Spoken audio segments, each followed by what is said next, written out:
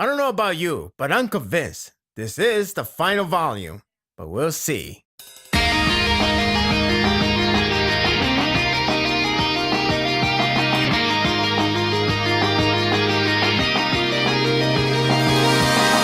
Emotional attachment can lead to complexity within a person. Easier said than done is one quote that will be thrown around when it comes to settling the issue. It's up to the companion to relieve them from despair, or among themselves to accept it. The arc is drawing near to the end. As one battle ends, another one coming to a close. After a long period of waiting, it was well worth it for this emotional, driven chapter. It's a bit challenging to say which scenario is the best part of the chapter. Sometimes I like the first half more. Sometimes I like the latter. Both scenarios carry the similar theme of attachment to the world and its people, human and ghoul.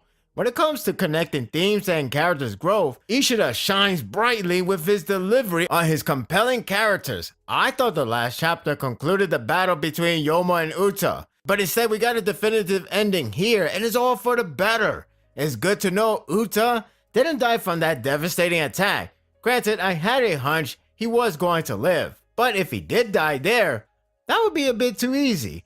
The chapter treated us with a really delightful ending to their bout, and if there's more for the series, a really good future for the two. Uta goes into greater detail on his thoughts on life itself. The way how he described his life in the past compared to the present, something reminds me of Citizen Kane. In that film, there's this checkpoint of a man's life that often look back and think that's where the path was decided. Uta had fun back then because nothing in life mattered. Even when they break their legs, him and Yomo. It began to change when Yomo was heading towards a different path a la Oteku with Yoshimura. If Uta doesn't follow or move anywhere else, what does he have left? I thought it was pretty sad that Uta did in fact try to help Yomo to avenge his sister because it was like his way to keep them together. You know how many stories go about revenge won't reward you greatly, if not any? This one is no different, but it doesn't address the obvious. Rather, use strong words to not only address the morale, but connect to Uta's despair. They couldn't avenge for Yomo's behalf, but now, Yomo has moved ahead of it because the world is changing. Uta is a man that watches the world change, but don't adapt any of it. He has tried enough to adjust or rather recover from the losses, but he just couldn't change. Every man adapts differently. He's just harder to crack open. Honestly speaking, I am amazed and moved by Yomo as of late, which is funny, considering how much of a mute guy he was. I know he let out his inner feelings when the moment is right, but his connection and thoughts speak to me. Yomo comes off genuine with his words that is a bit unbelievable. Okay, no more knocking on him. I actually like his character a lot. The thing about his words is the fact they are sincere and relatable. He doesn't come off as a leader or a spokesman for a Nobel Peace Prize. It's just two friends talking like friends. Surprising how Yomo did once come close to become another Uta on simply saying, life sucks. He lost many loved ones before joining with Oteku and convinced himself that cruelty is inevitable. When the cafe was burned down, his reaction didn't match up to his thoughts. Easier said than done. It's relatable to his thoughts about what should he have done instead of following orders to stand back and watch it fall. Many of us will often think about the past action and debate if it was a mistake or not.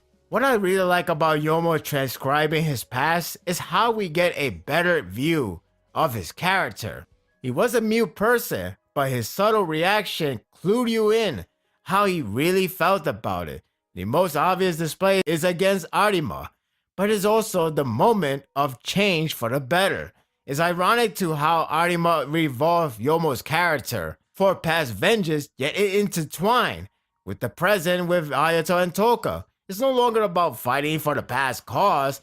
It connects very well to the theme of attachment since Yomo is now fighting forward to see what rewards him, good or bad. Uta was avoiding the change around him, so nothing seemed to progress. He's there to adjust others' life, like Kaneki. Yomo is part of the world changing and contributing to the end, hence soon to be a grand uncle.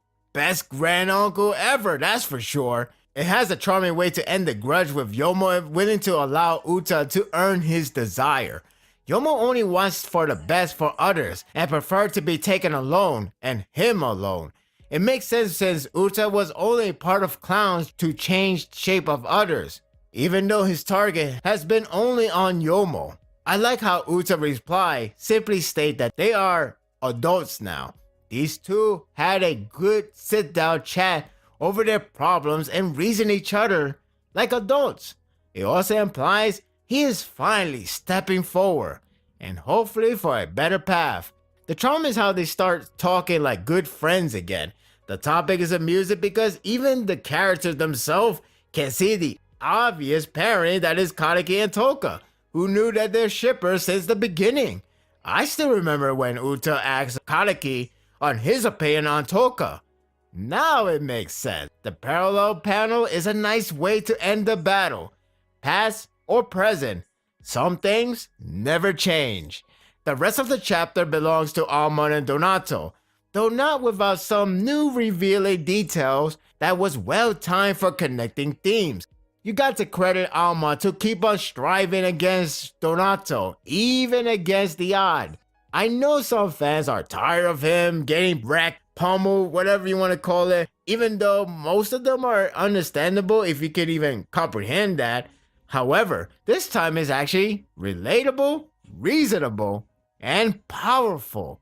To my surprise, Takizawa isn't there to join along the battle with Alma or even watch him to die. I was certain that the former was going to happen. It came close that Takizawa was pulling that old shonen method of, "Don't interfere, he is fighting for his honor." I know that's not his voice, but you get the picture. However, the reason not to interfere is valid because Almond is actually struggling to himself. It wasn't because Almond is weak or outclassed completely, though wouldn't mind to be the case. He simply can't kill Donato due to his attachment. Whatever the missing pieces from the last chapter were, are found here, including Tomoe. Like I said before, she had the perfect chance to kill Alma, but she didn't do anything. Although she has some pity, it shouldn't stop her. What stopped her is fear of losing a purpose. All she has left now is vengeance, and that can be settled now if she likes. But then what?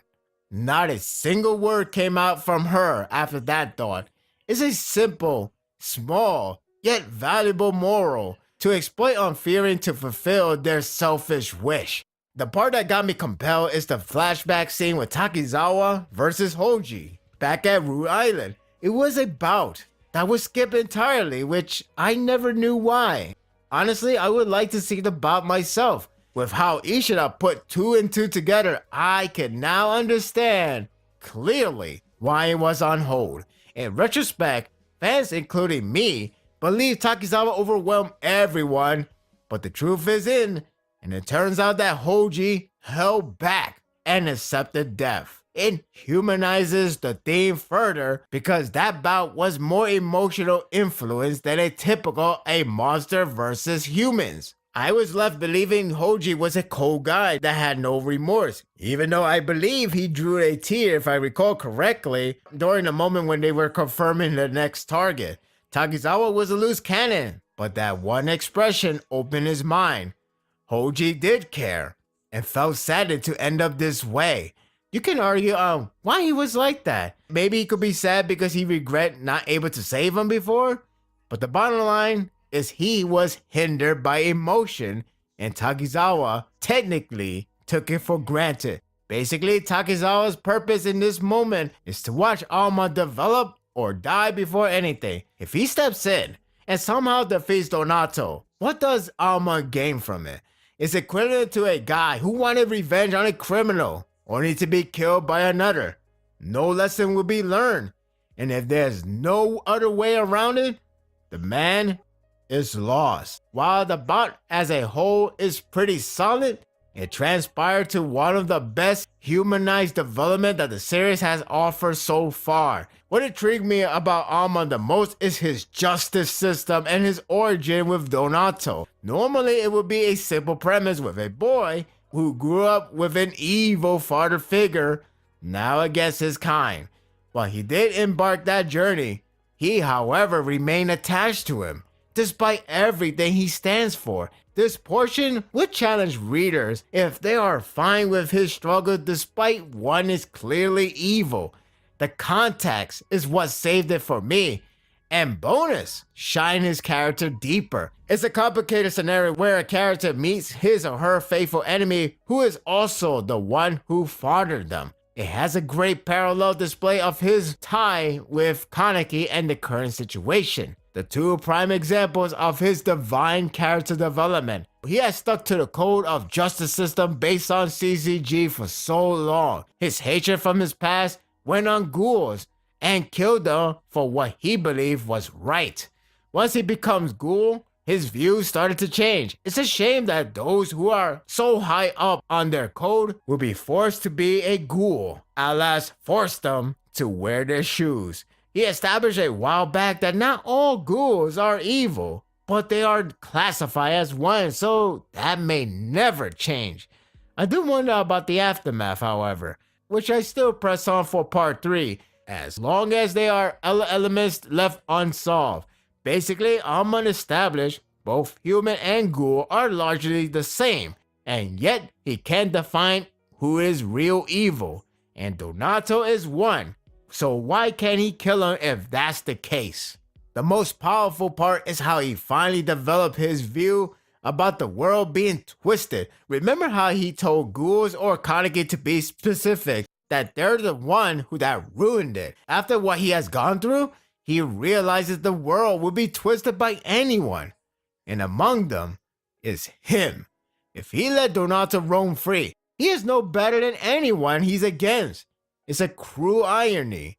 It's intriguing with Takizawa realizing late of Hoji's emotional attachment result to a sad end, while Alma realizing late will result to a good end. In the case of saving everyone, not everyone have the same meaning, and he has to deal with it. The ending is interesting. Alma takes a sword-shaped weapon, though it can be considered as a cross. It's a fitting design. Donato looks at him and smiles like a proud father. Alma finally pushes through and wham! Takes a huge portion of his left side body. Similar with Kaneki to Alma in part 1. Alma actually concludes that he loved Donato, and he can't be held back because of it. If it wasn't for his context and delivery, it would be difficult for readers to accept to like a murderer. The point is, Alma and Donato did come a long way in their life in the orphanage. It's hard to dispute any connection and detach any love they harbor in the past, especially since childhood for Alma. Growing up as such isn't easy to forget and set free. Even if he seeks for vengeance, it didn't grow out of air. The bond exists, and he has to accept that fact, no matter if it is wrong. After a long break, this chapter was a great return with emotional connection with these characters. The art is pretty solid with its nice use of parallels and expressive feelings. Yomo and Uta have a relaxing bromance ending, and Alma and Donato are closing their fuse soon, with a strong message. It seems like this arc will end in this volume. It's only a matter of time. And that will do it for the review. I hope you enjoyed this one. Look at it this way. Once we're done with Donato, we can finally find out if that owl is either Eto's, someone else, a clone, whoever. I just hope the truth isn't hard. Then we have Furuta and Kaneki, and then the arc will end. Simple as that. If that's the case, part 3 is definitely confirmed. Otherwise, we'll see. What do you think of the chapter? Share your thoughts in the comment. If you like this and want more of this, subscribe to my channel and my world will be yours to stay. Until next time, take care.